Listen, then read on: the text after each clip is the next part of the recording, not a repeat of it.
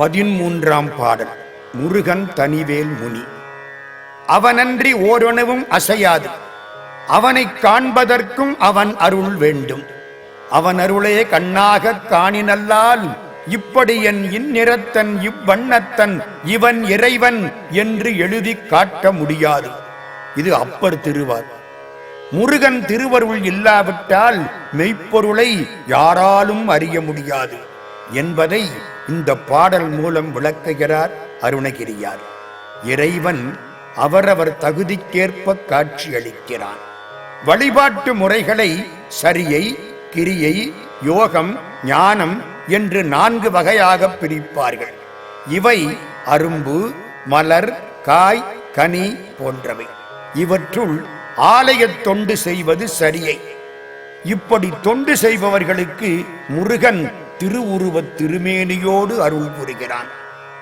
வழிபாட்டு அறையில் தக்க முன்னேற்பாடுகள் செய்து வீட்டில் வழிபாடு நடத்துவது கிரியை. இவர்களுக்கு முருகன் அருவுருவத் திருமேனியோடு காட்சியளிக்கிறான். மனத்திலேயே வழிபடுவது யோகம். இந்த யோகிகளுக்கு முருகன் அருவமாக தன்னை உணர்த்துகிறான்.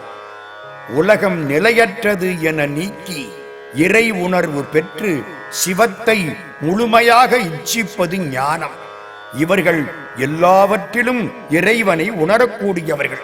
இந்த ஞானிகளுக்கு முருகன் பேரறிவு பிளம்பாக காட்சி தருகிறான். இப்படி பலவேறு வகையாக காட்சி அளித்தாலும் இவற்றால் முருகன் மாறுபாடு அடைவதில்லை. இவற்றை கடந்து நிற்கிறான். உருவாக இருக்கிறான், அருவுருவாக இருக்கிறான், அருவாக இருக்கிறான், இவற்றுக்கு அப்பாலாகவும் இருக்கிறான். உள்ளது என்போருக்கு உள்ளதாகவும், இல்லை என்போருக்கு இல்லையாகவும் இருக்கிறான். எந்த ஒளியிலும் இருள் சிறிதாவது கலந்திருக்கும் என்று அறிவியல் அறிஞர்கள் கூறுகிறார்கள். எனவே அவன் இருளாகவும் ஒளியாகவும், இருளுக்குள் ஒளியாகவும், ஒளியில் இருளாகவும், இவற்றை கடந்தவனாகவும் தோன்றுகிறான்.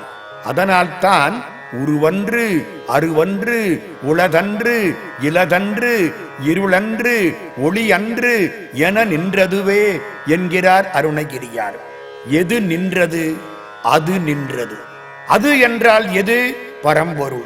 தத்வமசி என்ற மகா வாக்கியத்தின் பொருள் அது நீயாகிறாய் என்பது. இங்கே அது என்பது சொற்பதங் கடந்த பரம்பொருள். நின்றதுவே என்பது சொற்பதங் கடந்த பரம்பொருளை குறிப்பது. இந்த அறிவு யாருக்கு வரும்? இறைவன் இவற்றுக்கு உள்ளேயும் இருக்கிறான், அப்பாற்பட்டும் இருக்கிறான் என்று அறிந்து கொள்ளக்கூடிய அறிவு யாருக்கு வரும்? முருகன் அருள் கொண்டு முருகனை அறிவார்க்கு மட்டுமே வரும். அவன் அருளாலே அவன்தாள் வணங்கி என்பது சிவபுராணம். கதிரொளியால் கதிரவனைக் காண்கிறோம். இறை அருளால் இறைவனை அறியலாம். அவனோடு ஒன்றினால் அவனை அறியலாம். அவன் நாம் வணங்கும் முருகக் கடவுள் என்றும், மெய்யறிவினால் உணரத்தக்க ஒப்பற்ற வேட்படையை உடைய தனிவேல் முனிவன் என்றும், நாம் அன்பு செய்யும் குரு என்றும், அவன் அருளால் அவனை அறியலாம். இப்படி அவனை அறியாதவர்கள் பேரின்ப அனுபூதியை அடையத்தக்க தகுதி உடையார் ஆவரோ என்கிறார் அருணகிரியார். முருகன் என்றுமுள்ள உண்மை பொருள், சத்து. தனிவேல் முனி அறிவு பொருள், சித்து. நம் குரு அடியார்க்கு ஆனந்தம் அளிக்கும் இன்பப் பொருள், ஆனந்தம். ஆக முருகன் தனிவேல் முனி நம் குரு என்பது முருகனுடைய சச்சிதானந்த காட்சி. இப்பாடல் முருகன் திருவருள் இன்றேல் மெய்ப்பொருளை யாரும் உணர முடியாது என்பதை உணர்த்துகிறது. முருகன் தனிவேல் முனி நம் குரு என்று அருள் கொண்டு அறியார் அறியும் தரமோ என்று கேட்கிறார் அருணகிரியார்.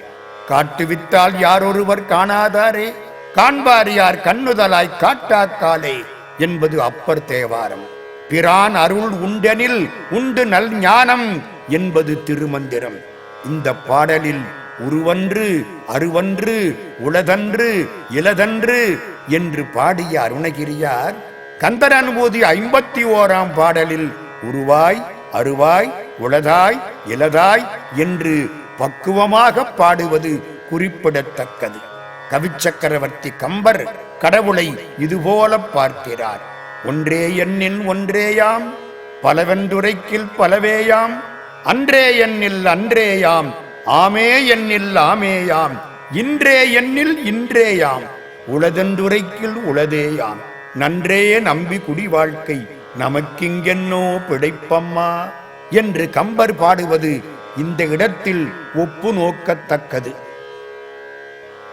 முருகல் தனிவேல் முனினம் குருவென்று அருள் கொண்டறியார் அறியும் தரமோ.